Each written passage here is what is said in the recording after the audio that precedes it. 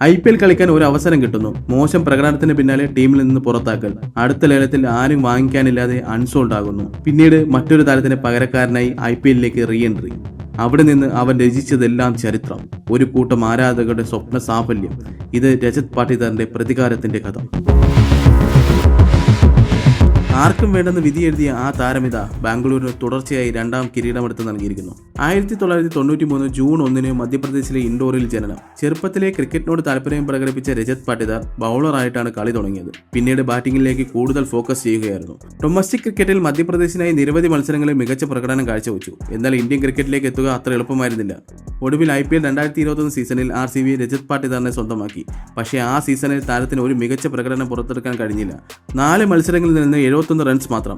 സ്വാഭാവികമായും RCB രജത്തിനെ release ചെയ്യുന്നു. 2022 mega ഓപ്ഷനിൽ അതിലും വലിയ തിരിച്ചടി. രജത് പാട്ടിദാറിനെ ഒരു ടീമും വാങ്ങിയില്ല. ഒരു പ്ലെയറിനെ സംബന്ധിച്ചിടത്തോളം കരിയറിലെ ഏറ്റവും നിരാശാജനകമായ നിമിഷം. എല്ലാം അവിടെ അവസാനിച്ചു എന്ന് എല്ലാവരും വിധിയെഴുതി. പക്ഷേ ഭാഗ്യം പാട്ടിദാറിനെ തേടിയെത്തിയത് പരിക്കിന്റെ രൂപത്തിലായിരുന്നു. RCBയിലെ ഒരു താരത്തിന് പരിക്കേറ്റതോടെ പകരക്കാരനായി രജത് പാട്ടിദാർ വീണ്ടും ടീമിൽ. സിനിമയെ വെല്ലുന്ന റീ എൻട്രി. 2022 പ്ലേ ഓഫിൽ ലക്നൌവിനെതിരെ വെറും 54 പന്തിൽ പുറത്താകാതെ 112 റൺസ്. അടുത്ത മത്സരത്തിൽ രാജസ്ഥാനോട് തോറ്റ് ബാംഗ്ലൂർ പുറത്തായെങ്കിലും ആ മത്സരത്തിലും 42 ബോളിൽ 58 റൺസ് നേടി രജത് ടീമിന്റെ ടോപ്പ് സ്കോററായി. 2022 സീസണിൽ രജത് അടിച്ചുകൂട്ടിയത് 8 മത്സരങ്ങളിൽ നിന്ന് 333 റൺസ്. അതായിരുന്നു ടേണിംഗ് പോയിന്റ്. പക്ഷേ അവിടെ പരിക്ക് രജത്തിന് വില്ലനായി എത്തി.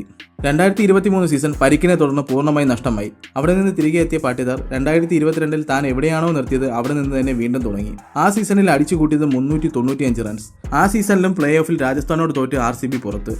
ശക്തമായ ടീമുണ്ടായിട്ടും ബാംഗ്ലൂരിന് കപ്പെടുക്കാൻ കഴിയാത്ത അവസ്ഥ. കോഹ്ലിയും ഡൂപ്ലസിയും ഉൾപ്പെടെയുള്ളവർ വിചാരിച്ചിട്ട് നടക്കാത്ത കാര്യം. ഒടുവിൽ IPLന്റെ 18ാം സീസണിൽ RCB മാനേജ്മെന്റ് ആ തീരുമാനമെടുത്തു. ഇനി ടീമിനെ രജത് പാട്ടിദാർ നയിക്കും. പിന്നീട് നടന്നതെല്ലാം IPL ചരിത്രത്തിൽ തങ്ക ലിപികളാൽ എഴുതി ചേർത്ത നിമിഷങ്ങൾ. രജത്തിനെ ക്യാപ്റ്റനായി തിരഞ്ഞെടുത്തപ്പോൾ പലരും നെറ്റി ചുളിച്ചു. കോഹ്ലിയും ഡൂപ്ലസിയും ഉള്ളപ്പോൾ പാട്ടിദാറും. പക്ഷെ അതിനെല്ലാം അവൻ മറുപടി നൽകിയത് മൈതാനത്തായിരുന്നു. ശാന്തമായ സ്വഭാവം, കളിയെക്കുറിച്ചുള്ള മികച്ച ധാരണ, ടീമംഗങ്ങളുടെ വിശ്വാസം, ഇതെല്ലാം പാട്ടിദാറിനെ ടീമിന്റെ വിശ്വസ്തനാക്കി മാറ്റി. അവിടെ നിന്ന് വിമർശകരുടെ വായടപ്പിച്ച് രജത് പാട്ടിദാർ എന്ന നായകന്റെ തേരോട്ടമായിരുന്നു. 2025 സീസണിൽ ടേബിളിൽ 19 പോയിന്റുമായി RCB 2ാം സ്ഥാനത്ത്. ക്വാളിഫയർ 1ൽ പഞ്ചാബിനെ 101 റൺസിന് പുറത്താക്കിയ ക്യാപ്റ്റൻസി മികവ്. അവിടെ നിന്ന് നേരെ ഫൈനലിലേക്ക്. പഞ്ചാബ് തന്നെ എതിരാളികൾ. 6 റൺസിന് പഞ്ചാബിനെ വീഴ്ത്തി കപ്പടിക്കുമ്പോൾ ആരാധകനും താരങ്ങളും ആവേശത്തിന്റെ കൊടുമുടിയിൽ. അതെ, 18ാമത്തെ സീസണിൽ RCBക്ക് കന്നി കിരീടം. ചരിത്രത്തിൽ ആ പേര് എഴുതപ്പെട്ടു. RCBക്കായി ആദ്യം കിരീടം എടുത്തു നൽകിയ നായകൻ രജത് പാട്ടിദാർ പുറത്താക്കപ്പെട്ടു. പകരക്കാരനായി തിരികെ എത്തി. പരുക്കുകൾ അലട്ടിയ ഒരു താരം. അവസാനം ആ കപ്പെടുത്ത് നൽകി അവൻ പ്രതികാരം തീർത്തു.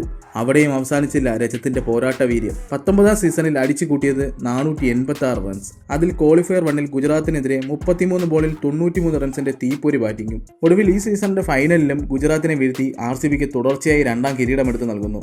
തുടർച്ചയായി 2 കിരീടമെടുത്ത് നൽകുന്ന ക്യാപ്റ്റൻ എന്ന രോഹിത് ശർമ്മയുടെയും ധോണിയുടെയും റെക്കോർഡിനൊപ്പം എത്തി രജത് പാട്ടിദാറും. രജത് പാട്ടിദാറിന്റെ കഥ നമ്മെ പഠിപ്പിക്കുന്നത് ഒരേ ഒരു കാര്യമാണ്: പരാജയങ്ങൾ അവസാനമല്ല.